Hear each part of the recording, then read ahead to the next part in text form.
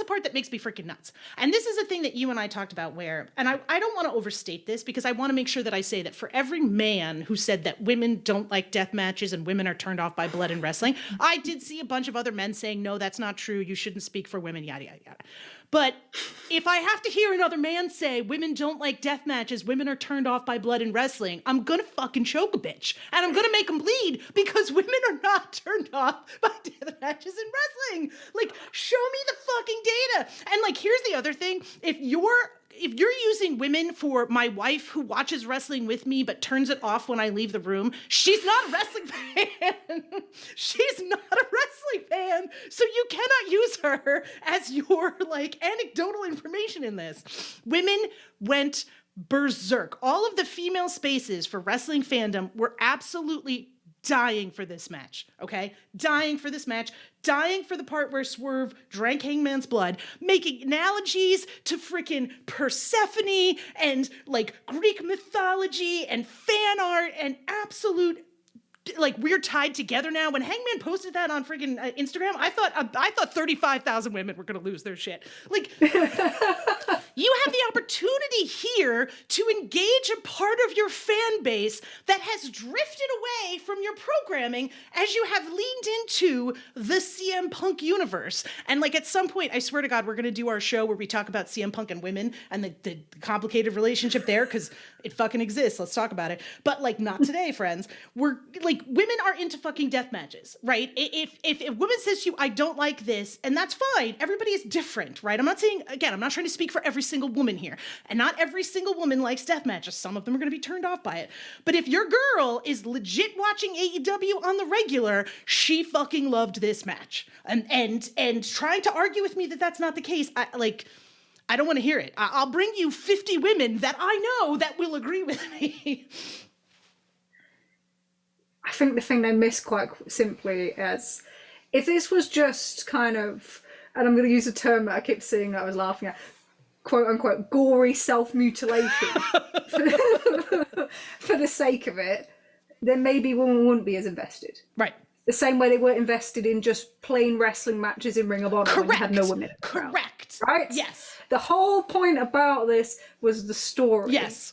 And the investment between these two characters and the relationship between these two characters, and how that kind of the themes, and it's the themes that got them excited, and everything played in the character work. And it's that storytelling that's been missing in AEW from the onset of the kind of the CM Punk era. Yes. And how many women do we know, and not just women, but in terms of what we're talking about this demo, that have struggled with the lack of storytelling and losing the characters they're involved in, and the characters they are invested in having just much less kind of detailed storytelling or illogical storytelling. They hate it. They hate it. And, all these shows with blood, right? Game of Thrones, Walking Dead, stuff like Supernatural, True Blood. Huge woman audiences. When did Walking Dead lose their audience? Did they suddenly become more bloody? Was there suddenly more violence with the zombies? No, they lost it when their plot lines got thinner, and when their when their their cast changed. Yeah, that's when they dropped their audience. Same with Game of Thrones. Same with pretty much every kind of show that had a huge woman audience that it drops. And the reason it drops is they lose trust much quicker. Yes. It all kind of goes back in. They lose trust much quicker. And once they lose trust, they just find something else to do. It's not a football team. People don't have that loyalty. They don't feel that need to,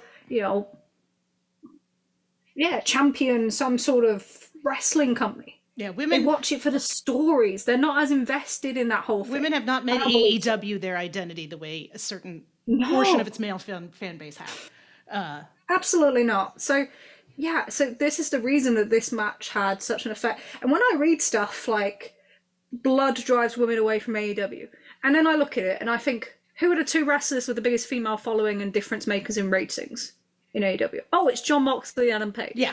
What do they do a lot of? Death matches. Yeah. Blood matches. Jon Moxley, biggest draw in 35 to 49 women. Adam Page, biggest draw in 18 to 34 women, holds the record with Bryan Danielson in a bloody match.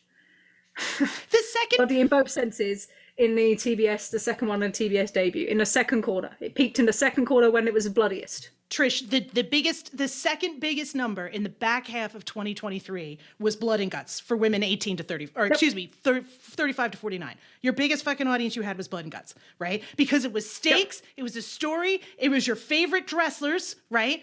I mean, what appeals to women? Oh, freaking Moxley tapping out because he doesn't want Yuta to be destroyed. Okay. Yep. Ibushi and Kenny reuniting after years to take on the BCC. Right. This is the kind of shit that like women are like finally some good fucking food. You know, like as Rich Latta, God love him, said Hangman and Swerve are wrestling soulmates. Right. Yeah. And he did not necessarily mean it in the fan fiction sense, but he wasn't lying. And there's a bunch of women that feel the same way. This is the part where like, women who are fans of this medium will eat that shit up with a spoon if you give it to them. And yet we are having dry, boring, fucking Continental Classic matches, which again, I'm not saying it's not we can't have room for that, right? There's room for that there. But when that's all you give me, I am uninterested, right? Give me some... There's no one with a story. Right. There's no one with a story in that tournament right now. Nothing. What's the story? Daniel Garcia is losing. Eddie Kingston is losing. Like, okay, well, Daniel Garcia always loses, and Eddie Kingston always loses, so I'm not really sure how this is going to be a real big change for me from what I've already seen. Like, I don't really have a lot of confidence that Daniel Garcia is going to win. Like, he might get a win or two here and there, but I don't think he's winning the tournament. They've missed it, because you look at the G1. Why was the G1 successful when it was? Because people go in with different kind of stories in both. You know, Naito has to get to, you know, Wrestle Kingdom to do the roll call. Build in every year. What's the biggest audience for New Japan? Female wrestling fans. Right. Why do they have the biggest female audience? Because the characters are people that they're invested in, and every one of them has a clear goal and a clear story. And the relationship between characters is what drives people. Right. And let's... Kota Ibushi, God Lovers, it's all that stuff. So, yeah, go on. No. I'm just going to say, I don't want to get people distracted by being like, oh, everything has to be, like, the storytelling has to be broad bullshit, right? The storytelling does not have to be broad bullshit. Women were attracted to the brochachos thing because, quite frankly, the pairing of MJF and Adam Cole in the beginning was freaking interesting. It was different. It was new. It was not something that you were, like, seeing a lot of, and probably it was the most likable Adam Cole was since he showed up in AEW, right? And it was the most likable, it refreshed MJF in the middle of his towards the tail end of a world title run, right? Both of those things were kind of interesting, but that storyline sort of petered out, right? People are not as nuts for it. Somebody who I know who made a fan vid about Roddy is like, I'm kind of over it now. It's not interesting anymore. Him just, you know, I think there's some positives to the whole way Roddy is presented, but like he's not really instilling people with a lot of enthusiasm. People aren't going crazy for it the way they were at the beginning.